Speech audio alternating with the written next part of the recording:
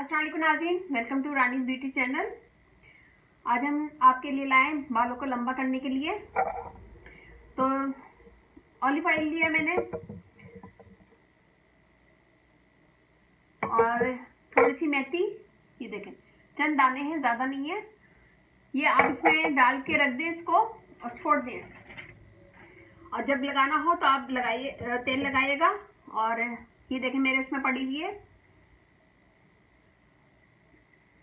और इसको डाल के छोड़ दें। बिल्कुल थोड़ा सा डालिएगा, 7 दाने या 11 दाने ये डाल के इसको छोड़ दें। और फिर जब लगाना हो तो सर की अच्छे से मालिश करें, और मालिश करने के बाद 1 से 1.5 घंटा छोड़ दें, और फिर नीम गर्म पानी से सर धो लें।